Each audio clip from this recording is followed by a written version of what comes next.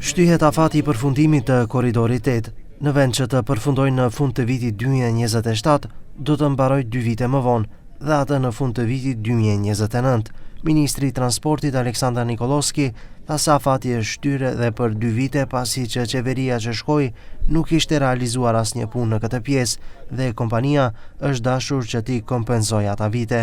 Првишниот рок кој што го потпиша претходната влада беше крај на 2027 година, но имајќи предвид дека претходната влада, освен што потпиша договор и исплати аванс во вредност од 240 милиони евра, камен немаше ставено. Се сеќавате дека градежните работи и на овој автопат, и на автопатот Тетово-Гостивар, и на автопатот Прилеп-Битола се случија во време на оваа влада. Логично е тие 2 години кои што беа изгубени со претходната влада, рамно 2 години беа изгубени, да се надоместа затоа што изведувачот не беше во можност да работи и затоа рокот е декември 2029 година и нема да има отстапки од тој рок. Drejtori I rrugëve shtetërore tha se segmenti Gostivar-Bukojqan është pjesa më e vështirë e korridorit 8 dhe është një ndër pjesët më të shtrenjta. Ai tha se ky segment ka 31 kilometra, ku në mbi 11 kilometra traseja është hapur dhe është duke u punuar. Е околу 31 километар, даден е пристап и веќе се работи на 11 кома нешто километри. Гледате кои се активности тука кои се работат.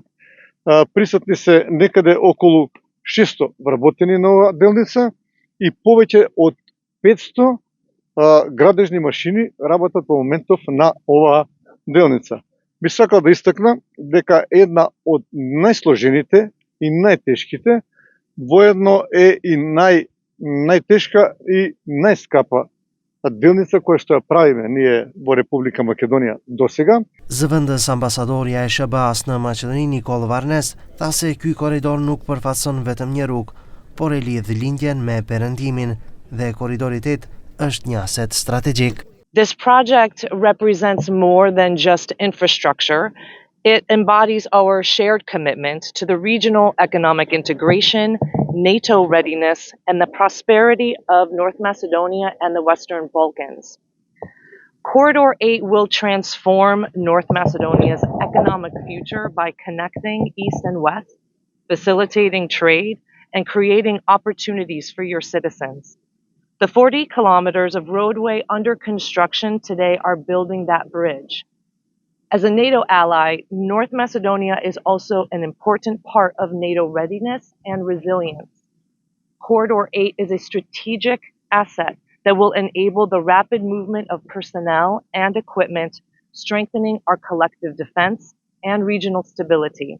Punët në korridorin 8 filluan në vitin 2023. Fillimisht u tha se ky projekt do të përfundojë në fund të vitit 2027.